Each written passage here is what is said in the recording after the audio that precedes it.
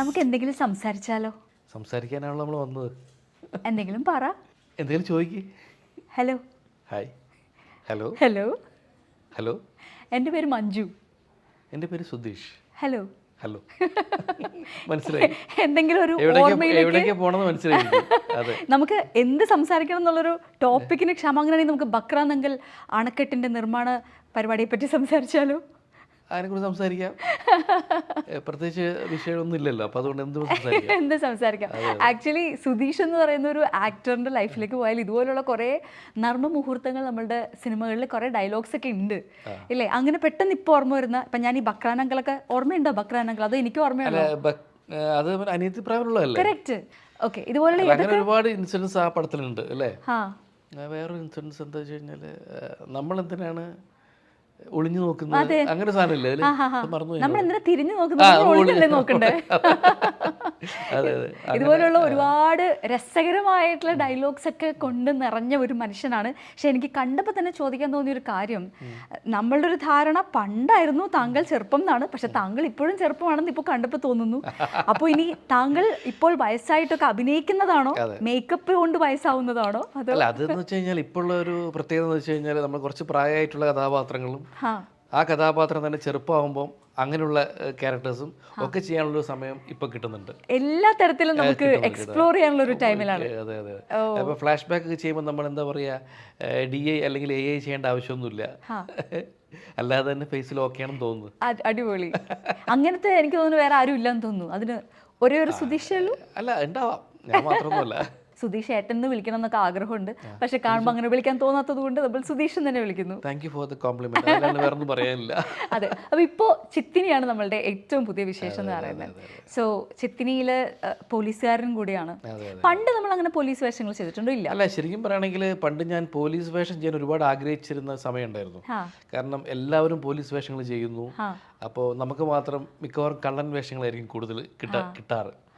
എന്താ തേങ്ങ കക്കുക, അല്ലെങ്കിൽ കൊച്ചു കൊച്ചു കള്ളൻ്റെ വേഷങ്ങൾ, കോഴിക്കള്ളൻ എന്നൊക്കെ പറഞ്ഞിട്ട് അങ്ങനെയുള്ള ഒരു തരികിട പരിപാടികളൊക്കെ ആയിട്ടുള്ള വേഷങ്ങളാണ് കൂടുതൽ ലഭിക്കാറുള്ളത്. അപ്പോൾ ഞാൻ ആലോചിക്കാറുണ്ട്, കാരണം പോലീസ് വേഷം എന്തുകൊണ്ടാണ് കിട്ടാത്തതെന്നുള്ള കാര്യം. അപ്പം ഞാൻ ആലോചിച്ചപ്പം എപ്പോഴും കുറച്ച് പോലീസ് വേഷത്തിന് കുറച്ച് ഹൈറ്റും ഒരു ഒക്കെ വേണമല്ലോ. മിക്കവാറും നമ്മൾ പോലീസ് എന്നൊക്കെ പറയുമ്പോൾ നമ്മളെ മനസ്സിൽ വരുന്ന സുരേഷ് ഗോപി അങ്ങനെയുള്ള ആളുകൾ, ഡയലോഗ്സ് പോലീസ് എന്ന് പറയുമ്പോൾ അങ്ങനെ ഒരു ഇതാണല്ലോ.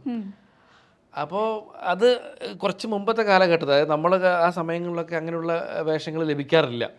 അപ്പോൾ അതുകൊണ്ട് നമ്മളത് വിട്ടു. കാരണം ഇനിയിപ്പം അങ്ങനെ പോലീസ് വേഷങ്ങളൊന്നും ലഭിക്കില്ല എന്നുള്ള രീതിയിൽ നമ്മളത് വിട്ടു. പിന്നെ ഞാൻ കണ്ടുകൊണ്ടിരിക്കുന്ന സിനിമകൾ ഇങ്ങനെ കണ്ടുകൊണ്ടിരിക്കുന്ന സമയത്ത് അജു വർഗീസ് പോലീസ് വേഷം ചെയ്യുന്നു. അപ്പോൾ അജു വർഗീസിനെ സംബന്ധിച്ചിടത്തോളം ഞാൻ നോക്കിയപ്പോൾ ഏകദേശം നമ്മളൊക്കെ ഒരേ ഹൈറ്റും കാര്യങ്ങളൊക്കെ ആയിരിക്കും. അപ്പോൾ അങ്ങനെ ഒരു കാലം മാറി. അതായത് ഹൈറ്റ് ഒന്നും ഇതിൽ വിഷയമല്ല എന്നുള്ള രീതിയിലേക്ക് മാറി ഒരു കാലഘട്ടം വന്നു എന്നുള്ളതാണ്. അപ്പം ഹൈറ്റ് അല്ല അതിൽ നമ്മളെ എന്താ പറയുക, നമ്മൾ ചെയ്യുന്ന വർക്കിലാണ് ഒരു ഗെറ്റപ്പും കാര്യങ്ങളൊക്കെ അങ്ങനെ മാറി വന്ന സമയങ്ങളിലാണ് വീണ്ടും ഒരു റീ എൻട്രി എനിക്ക് കിട്ടുന്നത്. അപ്പം ഞാൻ ആദ്യമായിട്ട് പോലീസ് വേഷം ചെയ്യുന്നത് കൽക്കി എന്ന് പറയുന്ന സിനിമയാണ്, ടോവിനോട് കൂടെ ഫസ്റ്റ്. അപ്പോൾ അതാണ് ശരിക്കും ഒരു എന്താ പറയുക, ഫസ്റ്റ് പോലീസ് വേഷം ചെയ്യുന്ന റോൾ എന്ന് പറയുകയാണെങ്കിൽ അതായിരിക്കും കൽക്കി എന്ന് പറയുന്നത്. ഇപ്പം നമ്മൾ ഏതാണ്ട് തഴക്കവും പഴക്കവും വരിക മാത്രമല്ല, ഇതിൽ കുറച്ചൊരു പ്രൊമോഷൻ കിട്ടിയെന്ന് തോന്നുന്നു എനിക്ക്. ഇത് SI ആണെന്ന് സംശയമുണ്ട് ചിത്തിനിയിൽ. SI വന്നു. ഒരുപാട് സിനിമകളിൽ എനിക്ക് തോന്നുന്നു കുറേ ഹിറ്റ് പടങ്ങൾ എടുത്താൽ അതിൽ സുധീഷ് ഇല്ലാണ്ട് കടന്നു പോവില്ല. പക്ഷെ ഈ പറയുന്ന പോലെ ഇപ്പോഴാണ് കുറെ കൂടെ ഒരു ക്യാരക്ടർ റോൾസിലേക്ക് വന്നതെന്ന് തോന്നുന്നു അല്ലേ? കുറച്ചും കൂടെ കൊഴുപ്പുള്ള ക്യാരക്ടേഴ്സിലേക്കൊക്കെ നമുക്ക് ക്യാരക്ടർ റോൾസ് കിട്ടുന്നത് ഇപ്പോഴാണ്. കാരണം ഡിഫറെൻ്റ് ആയിട്ടുള്ള ക്യാരക്ടേഴ്സ്. മറ്റൊക്കെ നമ്മളൊരു ഇമേജിൽ തളയ്ക്കപ്പെട്ടിട്ട് ഒരേ ട്രെൻഡിലുള്ള രീതിയിലുള്ള ക്യാരക്ടേഴ്സ് ആയിരുന്നു കൂടുതൽ ലഭിച്ചുകൊണ്ടിരുന്നത്. ഇപ്പം ഈ പറഞ്ഞ പോലെ ഒരു പടത്തിൽ ഡിഫറെൻറ്റ് ക്യാരക്ടേഴ്സാണ് ഇപ്പം വിളിച്ചുകൊണ്ടിരിക്കുന്നത്. അപ്പം അങ്ങനെ ഒരു മാറ്റം സംഭവിക്കുന്നുണ്ട്. ഇപ്പോൾ ഇനീഷ്യലി വരുമ്പോഴത്തേക്കും അന്ന് വളരെ കുഞ്ഞായിരുന്നു. പക്ഷെ എങ്കിലും ഗ്രാജുവലി നമുക്കൊരു നായകനാവണം എന്നുള്ളത് തന്നെ ആയിരിക്കില്ലേ നമ്മളും സ്വപ്നം കണ്ടിട്ടുണ്ടാവുക?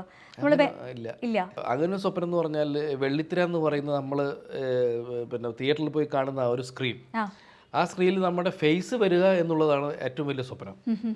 അത് എന്ത് വേഷം എന്താണെന്നുള്ളതല്ല അവിടുത്തെ വിഷയം. അപ്പോൾ നമ്മൾ നാടകങ്ങളും അങ്ങനെയുള്ള മോണോ ആക്ടുകളും സ്റ്റേജ് പ്രോഗ്രാംസ് ഒക്കെ ചെയ്തുകൊണ്ടിരിക്കുന്ന കാലഘട്ടങ്ങളിൽ ഒരിക്കലും നമ്മൾ പ്രതീക്ഷിച്ചിരുന്നില്ല ഇങ്ങനെ ഒരു വെള്ളിത്തിരയിൽ എൻ്റെ മുഖം വരും എന്നുള്ള കാര്യം. അപ്പോൾ അത് സംഭവിച്ചതാണ്. അപ്പോൾ സംഭവിച്ചതെന്ന് വെച്ചാൽ നമ്മൾ ഈ ചാൻസ് തേടി നടന്നിട്ട് കിട്ടിയ ഒരു റിസൾട്ടല്ല. അല്ലാതെ പിന്നെ പടത്തിന് എന്താ പറയുക ഇൻ്റർവ്യൂ ചെയ്ത് എടുത്തിട്ട് ഒരു കഥാപാത്രത്തിന് വേണ്ടിയിട്ട് അങ്ങനെ ക്ഷണിച്ചിട്ട് അങ്ങനെ പോയതാണ്. അപ്പോൾ അത് തീർച്ചയായിട്ടും ഒരു യാദൃച്ഛികമോ അല്ലെങ്കിൽ ഭാഗ്യം എന്നൊക്കെ പറയാം അങ്ങനെ ഒരു അവസരം കിട്ടിയത്. പണ്ടത്തെ റോൾസ് വെച്ച് നോക്കുമ്പോൾ ഏറ്റവും കൂടുതൽ സുഹൃത്തും ഏറ്റവും കൂടുതൽ എനിക്ക് തോന്നുന്നു അനുജൻ വേഷങ്ങളൊക്കെ കുറേ കിട്ടിയിട്ടുള്ള ആളാണ്. മമ്മൂക്കയുടെയും ലാലേട്ടൻ്റെയും ഒക്കെ അനുജനായിരുന്നു. അപ്പോൾ ഇതിൽ ഏതാണ്, അനിയനാണോ സുഹൃത്താണോ ഏറ്റവും? ചെയ്ത് മടുത്തു ശരിക്കും പറഞ്ഞാൽ. അതൊന്നും അല്ല ഇനി ആഗ്രഹം. ഇനി നല്ല നല്ല ഡിഫറെൻറ്റ് ക്യാരക്ടേഴ്സ്, ഒരു ഡെപ്തുള്ള ക്യാരക്ടേഴ്സ് ചെയ്യാന്നുള്ളതാണ് ഇനി എൻ്റെ ആഗ്രഹം. അപ്പോൾ അതൊക്കെ നമ്മളങ്ങനെ അന്ന് ചെയ്തു പോയി, അത് വേറെ കാര്യം. പക്ഷെ അതിനേക്കാൾ ഉപരിയായിട്ട് ഇനിയും ഒരുപാട് എക്സ്പ്ലോർ ചെയ്യാനും ഒരുപാട് ചെയ്യാനുണ്ടെന്നുള്ളൊരു ആഗ്രഹത്തിലും പ്രതീക്ഷയിലാണ് ഇപ്പം ഞാൻ നിൽക്കുന്നത്. വീട്ടിൽ കംപ്ലീറ്റ് സൂകളാണ് അല്ലേ? സുധാകരൻ നായരുടെയും സൂര്യപ്രഭയുടെയും ഹൃദയഹാരിയായ പ്രണയകഥയിൽ, അതെ, ഹൃദയഹാരിയായ പ്രണയകഥയിൽ നമുക്ക് ലഭിച്ച മറ്റൊരു സൂ ആണ്. അത് അച്ഛൻ കണ്ടറിഞ്ഞിട്ട പേരാണ് സുധീഷ് എന്നുള്ളത്. കാരണം അച്ഛൻ്റെ പേര് സുധാകരൻ നായർ, അമ്മയുടെ പേര് സൂര്യപ്രഭ. അപ്പം ഒരു സൂ വേണമല്ലോ ഒരാൾ വരുമ്പോൾ. ഞാനൊരാളേ ഉള്ളൂ, വേറെ കുട്ടികളില്ല. അപ്പോൾ സൂ തന്നെ കണക്കാക്കിയിട്ടായിരിക്കും സുധീഷ് എന്നുള്ള പേരിട്ടത്. അപ്പം അങ്ങനെ മൊത്തത്തിൽ ഈ സൂ വന്നു അവിടെ. അതെ, പക്ഷേ എനിക്ക് തോന്നുന്നു ഈ സുരേഷിന്റെ സുമലതയുടെയും നമ്മളുടെ പേരും അത് തന്നെയായിരുന്നു, സുധാകരൻ. അച്ഛൻ്റെ പേരാണ് ഇതിലിട്ടിരുന്നത്. അച്ഛൻ്റെ പേരെന്ന് മാത്രമല്ല, കഥാപാത്രം ഏകദേശം അച്ഛൻ്റെ ഒരു ടൈപ്പ് ക്യാരക്ടറും കൂടിയാണ്. നാടക കലാകാരനും ഭയങ്കര ജോവിയലായിട്ടുള്ള കഥാപാത്രവും, അങ്ങനെ ഒരു അച്ഛൻ്റെ ഒരു കഥാപാത്രം തന്നെയാണ് ശരിക്കും അത്. സുധീഷൻ എവിടെയോ പറഞ്ഞിട്ടുണ്ട് ഇങ്ങനെ, അടൂർ സാറിൻ്റെ ആദ്യം നമ്മൾ അഭിനയിച്ചപ്പോൾ ആനന്ദരത്തിലൊക്കെ അടൂർ സാറ് പറഞ്ഞിട്ടുണ്ട് കരയൂ എന്ന് പറയുന്നു, നമ്മൾ കരയുന്നു. എന്തിനാ കരഞ്ഞെന്നുള്ളത് സിനിമ കാണുമ്പോഴേ നമുക്ക് മനസ്സിലാവും. അടൂർ സാറിന്റെ മാത്രം ഒരു ട്രീറ്റ്മെന്റ് ആണ്, വേറെ ആർക്കും അതില്ല. ഓക്കെ. പക്ഷെ എന്നാലും അന്നൊക്കെ ഈ സ്ക്രിപ്റ്റ് എന്ന് പറയുന്നത് കംപ്ലീറ്റ്ലി അത് നമ്മൾ വായിച്ചിട്ട് തന്നെയാണോ നമ്മൾ സിനിമയ്ക്ക്? ഇല്ല, അതായത് ഒരിക്കലും അല്ല. കാരണം എന്താ വെച്ച് കഴിഞ്ഞാൽ അന്നൊക്കെ എൻ്റെ ഒരു 14 വയസ്സ് പ്രായത്തിലാണ് ഞാൻ അനന്തരത്തിൽ അഭിനയിക്കുന്നത്. അപ്പോൾ സ്ക്രിപ്റ്റ് എന്ന് പറയുന്ന വാക്ക് തന്നെ ഞാൻ കേട്ടിട്ടില്ല അന്ന്. അതെങ്ങനെ നമ്മളൊരു സിനിമ ചൂസ് ചെയ്യുന്നതൊക്കെ? അല്ലല്ല, അത് ഫസ്റ്റ് സിനിമയല്ലേ. നമ്മളിപ്പോൾ ആദ്യത്തെ സിനിമയിൽ പോയിട്ട് സാറെ സെലക്ട് ചെയ്തു, അപ്പോൾ ഒരു സീൻ അഭിനയിക്കാൻ പറയുന്നു, അല്ലെങ്കിൽ ഡയലോഗ് പറയാൻ പറയുന്നു, അപ്പോൾ നമ്മൾ ചെയ്യുന്നു. അപ്പോൾ അദ്ദേഹത്തിന് ആവശ്യമുള്ള രീതിയിലാണ് നമ്മൾ ചെയ്തതെങ്കിൽ അത് ഓക്കെയാണ്. അത് ഡയറക്ടറുടെ ഒരു കഴിവാണത്, അദ്ദേഹം എന്താണ് ഉദ്ദേശിക്കുന്നുള്ള രീതിയിൽ. പക്ഷെ അത് പിന്നെ സ്ക്രിപ്റ്റ് വായിച്ചിട്ടില്ലെങ്കിൽ കൂടെ നമ്മളറിയാതെ ആ ഒരു 1-2 സീൻ കഴിയുമ്പോഴേക്കും, അല്ലെങ്കിൽ 1-2 ദിവസത്തെ ഷൂട്ടിംഗ് കഴിയുമ്പോഴേക്കും നമ്മളെ കഥാപാത്രമായിട്ട് അറിയാതെ മാറിപ്പോകും. അല്ലെങ്കിൽ ഡയറക്ടർ നമ്മളെ ആ രീതിയിൽ അങ്ങനെ ആക്കിയെടുക്കും. നല്ലൊരു സംവിധായകൻ്റെ കഴിവാണത്. അപ്പോൾ സ്ക്രിപ്റ്റ് എന്നുള്ള ഏരിയ അവിടെ ഇല്ല ശരിക്കും പറഞ്ഞാൽ ആ സമയത്തൊന്നും. ആ സമയം മാത്രമല്ല, ഒരു കാലഘട്ടങ്ങളിൽ മൊത്തം സ്ക്രിപ്റ്റ് ഞാൻ അങ്ങനെ വായിച്ചിട്ടൊന്നുമില്ല. റോള് പറയുന്നു, നമ്മൾ ചെയ്യുന്നു, അവിടെ പോയിട്ട് ആ സീൻ വായിക്കുന്നു. ആ സീൻ വായിക്കുമ്പോൾ തന്നെ നമുക്കൊരു കഥാപാത്രത്തിൻ്റെ മാനറിസം അല്ലെങ്കിൽ സ്വഭാവം മനസ്സിലാവും. പിന്നെ അവിടെ നിന്ന് അങ്ങോട്ട് നമ്മൾ കണ്ടിന്യൂ ചെയ്ത് പോകും. അല്ലാണ്ട് ഫുൾ സ്ക്രിപ്റ്റ് വായിച്ചിട്ട്, കാരണം എന്താ വെച്ച് കഴിഞ്ഞാൽ അങ്ങനെ ഫുൾ സ്ക്രിപ്റ്റ് വായിക്കുക എന്നൊക്കെ പറയുമ്പോൾ ഒരു ഹീറോ ആയിട്ട് ചെയ്യുന്ന ഒരു നായകനാണെങ്കിൽ ചിലപ്പോൾ അയാൾ ഫുൾ സ്ക്രിപ്റ്റ് വായിക്കേണ്ടി വന്നേക്കാം, അല്ലെങ്കിൽ വായിച്ചിട്ടുണ്ടാവാം. പക്ഷെ നമ്മൾ അങ്ങനെ ഹീറോ കഥാപാത്രങ്ങൾ 4-5 ക്യാരക്ടേഴ്സും ചെയ്തിട്ടുള്ളൂ. അപ്പം അതുപോലും അങ്ങനെ സ്ക്രിപ്റ്റ് ഒന്നും വായിച്ചിട്ടൊന്നുമില്ല.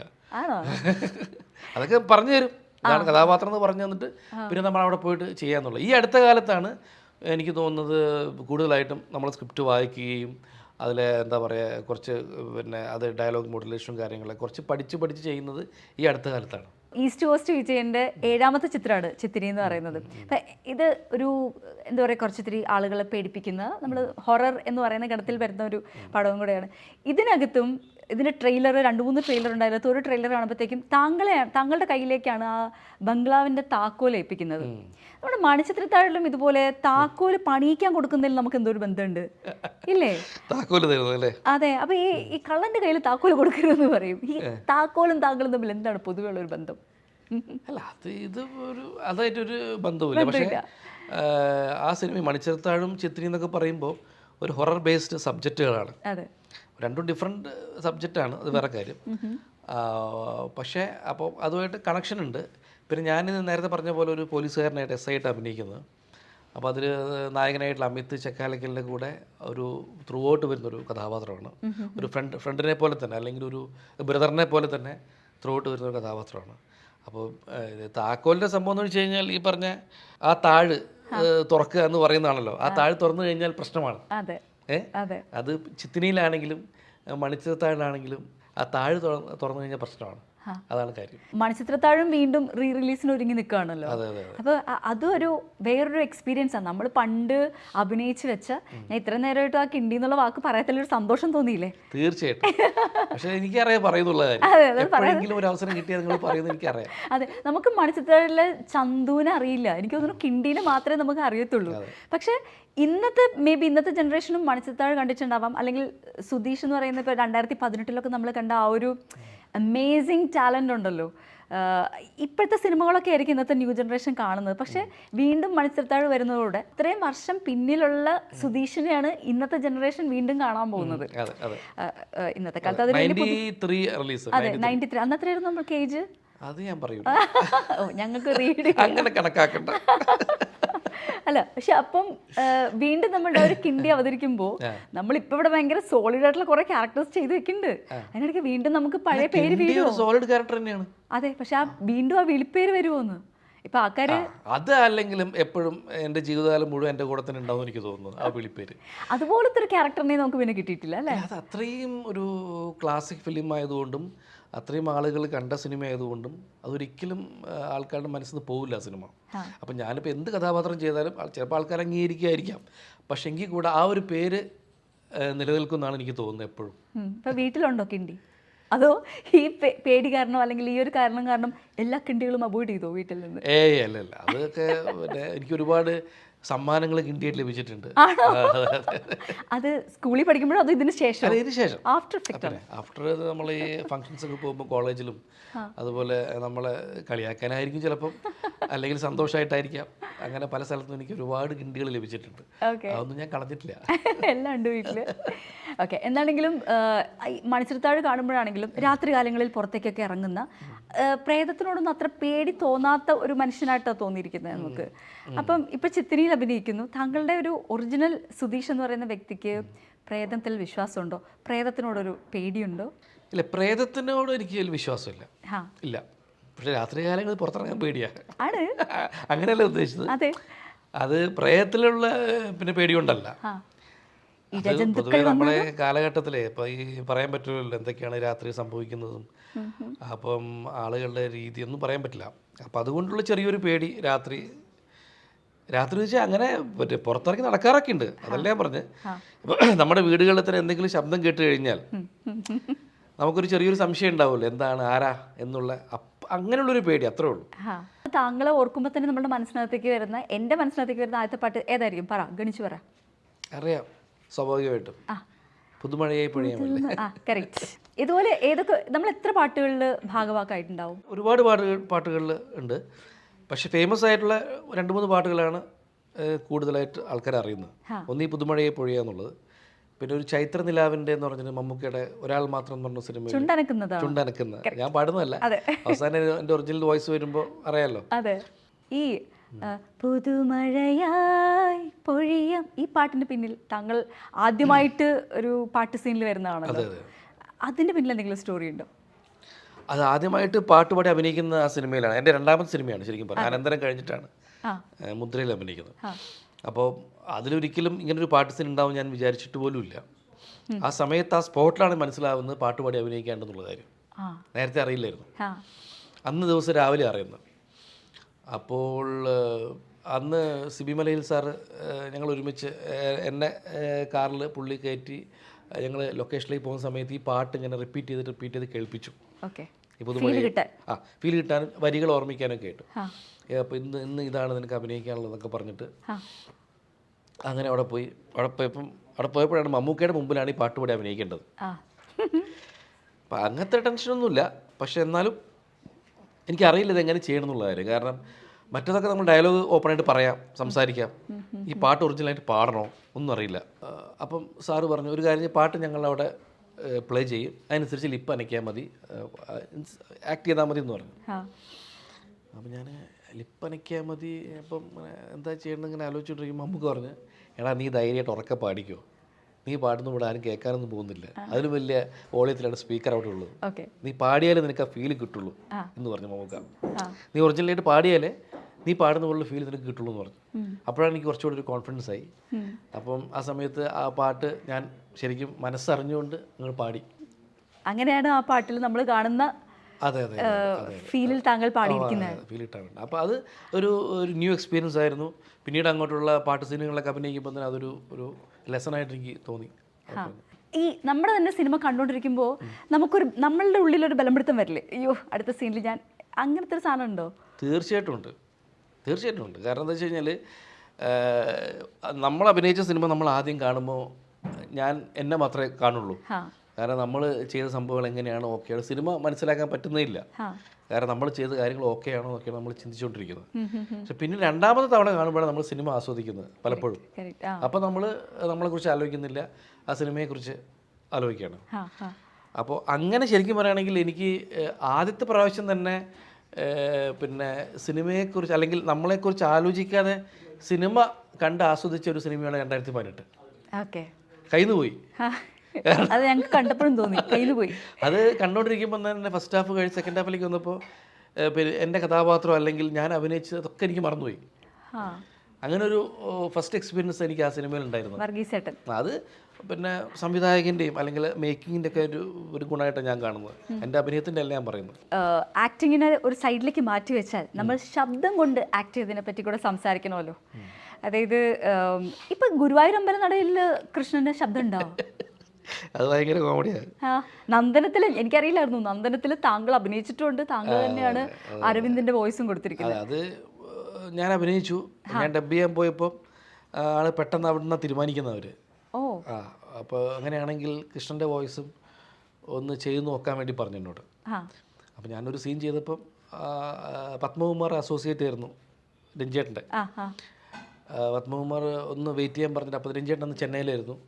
പത്മകുമാർ അപ്പം തന്നെ ചിത്രാഞ്ജലി സ്റ്റുഡിയോ ഒന്ന് പിന്നെ മറ്റേ ട്രങ്കോളോ സ്റ്റുഡിയോ അങ്ങനെയൊക്കെ ആയിരുന്നല്ലോ അന്നത്തെ, മൊബൈലില്ലല്ലോ. അപ്പം പുള്ളി വിളിച്ച് ഇങ്ങനെ ഒരു സംഭവം, പത്മകുമാർ ഓക്കെ ഹാപ്പിയാണ് ചെയ്തപ്പോൾ. അപ്പോൾ രഞ്ജേട്ടൻ പറഞ്ഞു അങ്ങനെയാണെങ്കിൽ അവനെ വെച്ച് ഫുള്ള് ചെയ്യിക്കാൻ പറഞ്ഞു. ഓക്കെ, അങ്ങനെയാണ്. പക്ഷെ സാധാരണ അതേ ശബ്ദം തന്നെ പിന്നെ തൊട്ടടുത്ത് വരുന്ന താങ്കൾക്കുണ്ട്. അതെ അതെ അതെ. അപ്പം അതങ്ങനെ പ്രശ്നമൊന്നും ഇല്ലായിരുന്നില്ല? ഇല്ല, ചെറിയൊരു സാമ്യം അവർക്ക് വേണമായിരുന്നു, ചെറിയൊരു സാമ്യം. പക്ഷേ ഞാൻ മൊത്തം ഡിഫറെൻ്റ് ആയിട്ടാണ് ചെയ്തത്. ഉണ്ണികൃഷ്ണനായിട്ട് ഞാൻ എൻ്റെ വേറെ കഥാപാത്രം ചെയ്യുകയും കൃഷ്ണൻ വരുമ്പോൾ കൃഷ്ണൻ്റെ മോഡുലേഷനിൽ വേറൊരു ഐറ്റമാണ് ഞാൻ ചെയ്യാൻ ശ്രമിച്ചത് അവിടെ. അപ്പോൾ അത് അവർക്ക് ഓക്കെ. അപ്പോൾ ഗുരുവായൂർ അമ്പലനടയിലും പുള്ളീനെ അവതരിപ്പിക്കുന്നുണ്ടല്ലോ. ഗുരുവായൂർ അമ്പലനടയിൽ പിന്നെ അതെ, അത് അവരെന്നെ വിളിച്ചു, നമ്മളെ ഡയറക്ടറും പിന്നെ പ്രൊഡക്ഷൻ കൺട്രോളറൊക്കെ വിളിച്ചു പറഞ്ഞ് ഒരു ചെറിയൊരു സംഭവം, ഡയലോഗ് എന്ന് പറയാൻ പറ്റൂല, കണ്ട മനസ്സിലാവും, അത്രയും ചെറിയൊരു സംഭവം. അപ്പം ഞങ്ങളിങ്ങനെ ആലോചിച്ചപ്പം സുധീഷാണല്ലോ മറ്റേതിൽ ചെയ്തത്, എന്നാൽ പിന്നെ സുധീഷിൻ്റെ ഇതിലും ചെയ്തോട്ടെ എന്നുള്ളൊരു ഇതിൽ വിളിച്ചാണ്. ചെറിയൊരു സംഭവമാണ്. അപ്പോൾ ഞാൻ പറഞ്ഞു ഓക്കെ, അതിന് കുഴപ്പമൊന്നുമില്ല. കാരണം അപ്പം അവർ കോഴിക്കോടായിരുന്നു, ഞാൻ കോഴിക്കോടായിരുന്ന സമയത്ത്. അപ്പം അവിടേക്ക് വന്നിട്ട് ആ ചെറിയ ചെയ്ത സംഭവം എന്തായിരുന്നു ചെറിയൊരു സാധനം. എന്താണ് ഡയലോഗ് എന്ന് പറയാനില്ല അതിൽ, അത്രയും ചെറിയ സാധനം. എന്താ നിങ്ങളല്ലേ ചോദിക്കുമ്പോൾ അതേലോ എന്ന് പറയുന്നൊരു സാധനം. അതെ അതെ, അങ്ങനെ ഒരു സാധനം. പക്ഷെ ഇത് മാത്രമല്ല, നന്ദനം മാത്രമല്ല നമ്മൾ കൊടുത്തിരിക്കുന്നത്. പറഞ്ഞു വരുമ്പോൾ ഓഫാബില് റോക്കിക്ക് കൊടുത്തിരിക്കുന്നത്. അപ്പം ആദ്യം മുതലേ നമുക്ക് അങ്ങനെ ഒരു ഡബിങ് ആർട്ടിസ്റ്റ് എങ്ങനെ നമ്മളപ്പോൾ അങ്ങനെ ഡബിങ് ആർട്ടിസ്റ്റ് ആയിട്ട് ഞാൻ ചിന്തിച്ചിട്ടില്ല. അവരെന്നെ വിളിച്ചത് തന്നെയാണ്. ഒരിക്കൽ ഭാര്യ ധന്യ ഏതോ ഒരു ഇൻ്റർവ്യൂവിൽ പറഞ്ഞൊരു കാര്യം ഞാൻ എൻ്റെ ശ്രദ്ധയിൽപ്പെട്ടത്, സുധീഷിൽ എനിക്ക് ഏറ്റവും ഇഷ്ടപ്പെട്ടൊരു കാര്യം, സുധീഷ് അങ്ങനെ ഒരു റോളിന് വേണ്ടി ഓടി നടക്കുക അല്ലെങ്കിൽ അത്ര അഗ്രസീവായിട്ട് റോള് കിട്ടാത്തതിൽ വിഷമിക്കുകയോ, മറ്റുള്ളവർക്കായിരുന്നു വിഷമം, അയ്യോ ചേട്ടൻ നന്നായിട്ട് അഭിനയിക്കുമല്ലോ എന്നിട്ട് എന്താ ചേട്ടന് അധികം സിനിമ കിട്ടാത്തത്. പക്ഷേ സുധീഷിന് അങ്ങനത്തെ ഒരു ചിന്തയേ ഇല്ല, സുധീഷ് അത്ര അഗ്രസീവ് അല്ല, അതാണ് എനിക്ക് ഇഷ്ടപ്പെട്ടത് എന്ന് പറഞ്ഞു ഞാൻ കേട്ടിട്ടുണ്ട്. അതായത് നമുക്ക് അഭിനയിക്കുക എന്നുള്ള ചിന്ത മാത്രമേ ഉണ്ടായിട്ടുള്ളൂ. ഓക്കെ, ഇപ്പം ഞാൻ ആരെയും കമ്പയർ ചെയ്യല്ല. ഇപ്പോൾ ജഗതി ചേട്ടൻ്റെ ഒരു പിന്നെ മനസ്സ് പറയുന്നത് വെച്ച് കഴിഞ്ഞാൽ അഭിനയിക്കുക എന്നുള്ള സംഭവം, അത് നമ്മളെക്കാൾ എത്രയോ കഴിവുള്ള കേട്ടോ, നമ്മൾ കമ്പയർ ചെയ്യല്ലേ ഞാൻ പറയുന്നത്. പക്ഷെ അദ്ദേഹത്തിൻ്റെ ഒരു മനസ്സുണ്ടല്ലോ, അഭിനയിച്ചുകൊണ്ടിരിക്കുക എന്നുള്ള ആ ഒരു ആറ്റിറ്റ്യൂഡ് മാത്രമേ എനിക്ക് എപ്പോഴും ഉണ്ടായിട്ടുള്ളൂ. എപ്പോഴും നമുക്ക് ഇഷ്ടമുള്ള തൊഴിൽ അഭിനയമാണ്. അപ്പോൾ അത് ലഭിച്ചുകൊണ്ടിരിക്കുക, അതല്ലാതെ ബാക്കിയെല്ലാം പിടിച്ചടക്കിയിട്ട് ഏറ്റവും മുകളിൽ എത്തുക എന്ന് പറയുന്ന ആ ഒരു ആഗ്രഹം അങ്ങനെ വന്നിട്ടില്ല, അതുകൊണ്ടാണ്. ഓക്കെ. പക്ഷെ അഭിനയിക്കാതിരിക്കുമ്പോൾ തീർച്ചയായിട്ടും എന്താ പറയുക, അവസരങ്ങൾ കുറയുന്ന സമയങ്ങളിൽ ചെറിയ വിഷമം തീർച്ചയായിട്ടും ഉണ്ടാവും സ്വാഭാവികമായിട്ടും. കാരണം അഭിനയിക്കാൻ പറ്റുന്നില്ലല്ലോ അപ്പോൾ, അതുകൊണ്ട് അതുണ്ടാവും. ഓക്കെ. അതല്ലാതെ വേറെ ഒന്നുമില്ല.